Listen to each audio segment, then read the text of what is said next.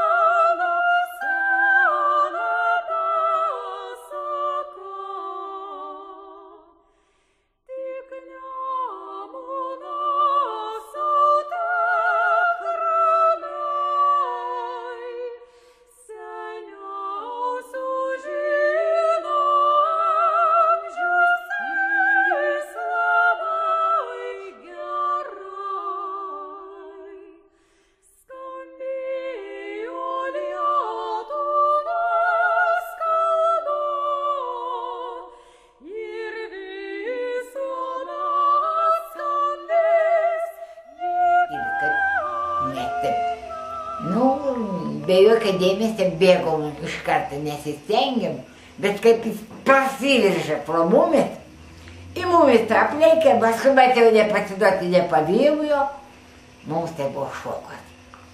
Žmogus, kuris turi apie 100 metų, taip bet pagalvojau. Aišku, jis tada neturėjo nėra kalbos.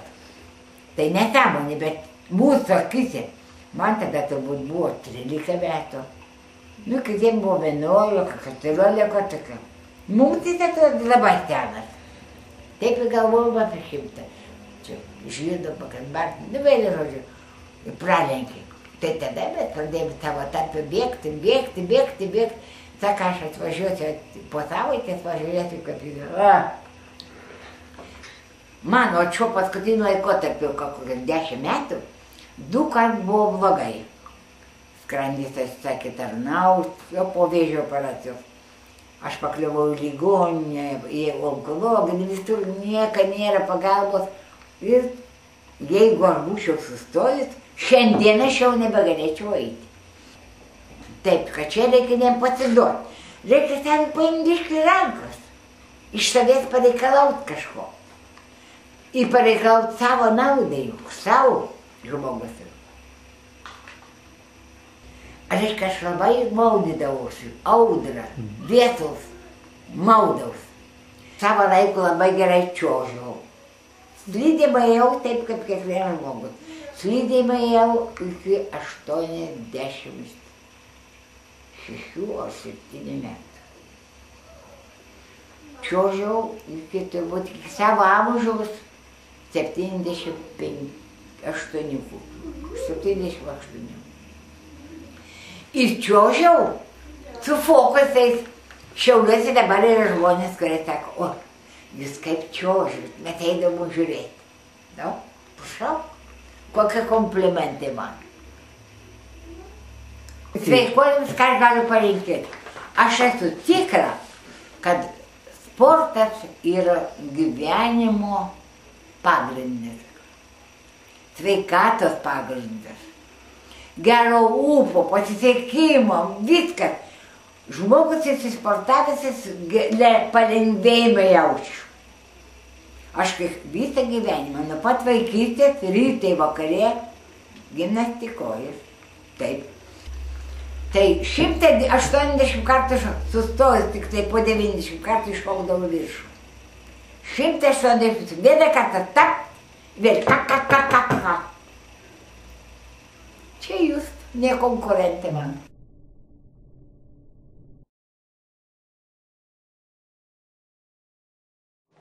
Noriu paskelbti šią garbingą konferenciją skirtą Vydūno 140 metų jubiliejui paminėti pradėti. Ir šiais metais sukanka 20 metų, kada pirmą kartą pirmoje sveikatos mokykloje mes apie tai pradėjome kalbėti. Ir po 2 metų mūsų sveikatos mokyklų gyvenimo gimė Lietuvos sveikuolių sąjunga, jai šiais metais sukako 18 metų.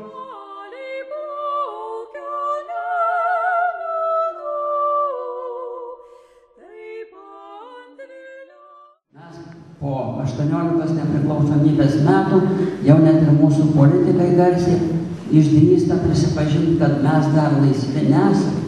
Gyvenam laisvės sąlygom, bet dar nelaisvi esame.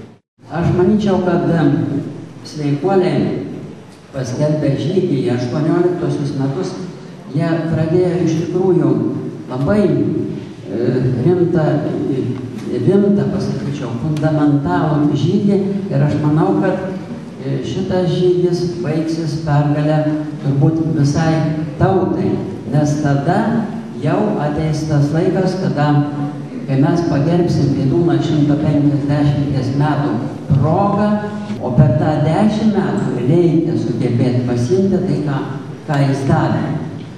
Kaip čia pasakius, tą dvasią gryninti, kad jinai taptų pagrindiniu žmogaus gyvenimo vadovu, kad dvasia vadovautų visiems, kiekvienam žmogaus žingsniui, kiekvienai jo minčiai, kiekvienam žodžiui.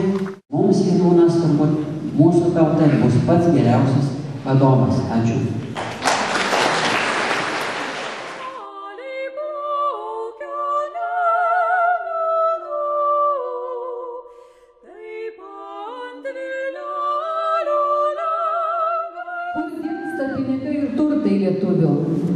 Eikite per karčiamas, tai matysit, kur turtas lietuvių dingsta.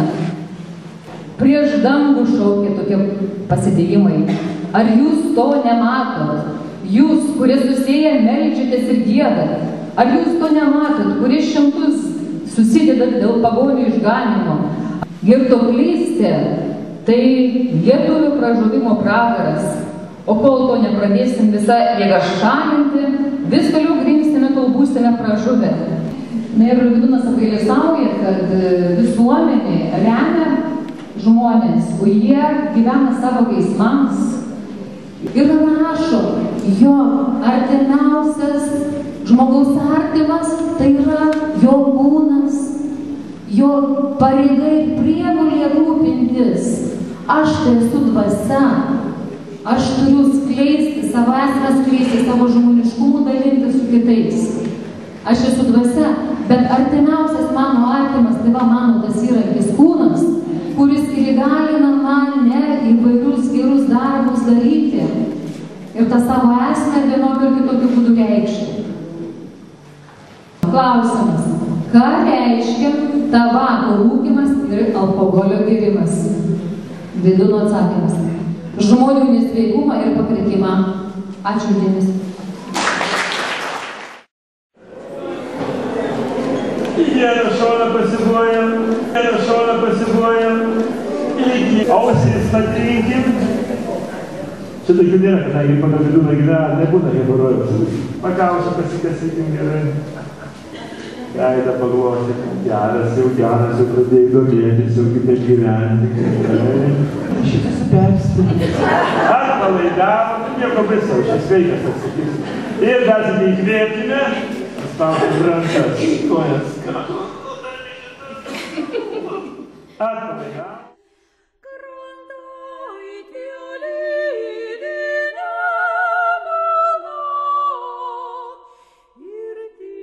Šiauliai regis yra pirmieji laivystės propaguotojai Lietuvoje. Pradėjo šitą bene prieš 170 metų.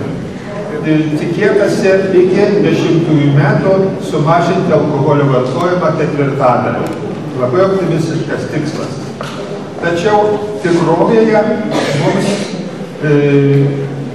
atvirkščiai pavyko labai padidinti alkoholio suvartojimą. Kad mūsų aukštieji valdininkai viešai kilnoja taures, per televiziją gali matyti. Ir žinoma, šituo jie parodo, kad rūkymas ir gėrimas yra normalus, išsilavinusių, kultūringų, šaunių žmonių elgesys. Ir tuo būdu, be jokios reklamos, ne už pinigus jokius, labai nuteikia jaunus žmonės teigiamai alkoholio vartojimo atžvilgiu. Nes vyriausybė ir žymi dalis, gal lemiama dalis Seimo tarnauja verslui, tai yra pelnui, pinigams, o ne bendriems mūsų reikalams. Reikia vidūną perpasakoti savo artimiems žmonėms, savo kaimynams ir pažįstamiems, kalbant mums rūpimoms temomis. Savais žodžiais, kaip mes suprantam, tas idėjas skleisti ir tada bus galima iš tų dienų išlipti.